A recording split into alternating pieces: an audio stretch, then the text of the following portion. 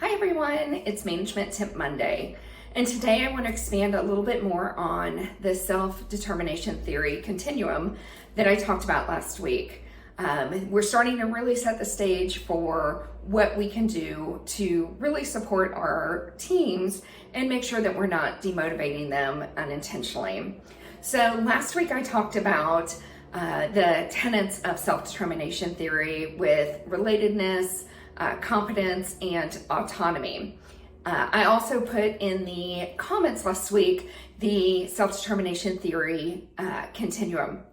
And so I want to kind of talk a little bit about those today. And then I'm going to share with you the Catalyst Workplace Motivation Model that I created. I'm going to put that in the comments. And then next week, we're going to start breaking that down.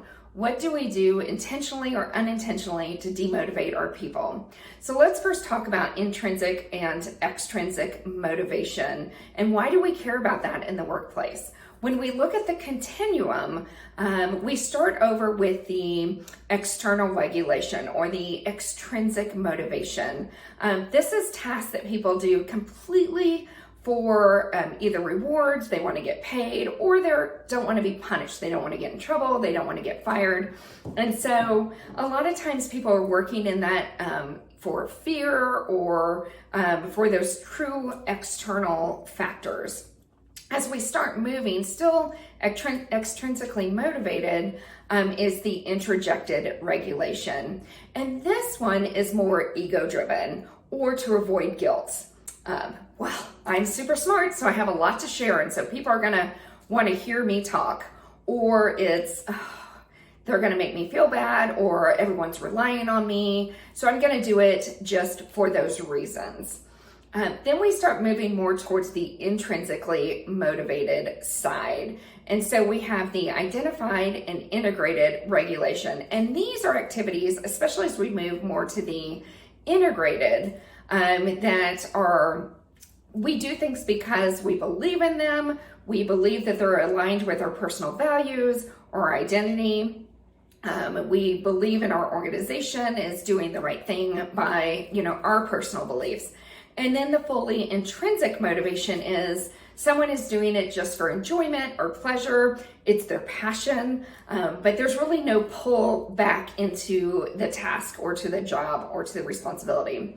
So when we look at the continuum and we look at our workplace, we really want someone in that integrated regulation or integrated model. So they have that intrinsic motivation, but there is that little bit of pull. We're still getting paid, or we're still, getting recognition, or there's just that little bit of pull that keeps us doing the task. And why that's important in the workplace is if someone is completely intrinsically motivated to do a job, they're not doing it for pay, they're just doing it for fun, there's a point where they just will say, you know what, I'm not having fun to do this anymore. I'm gonna walk away.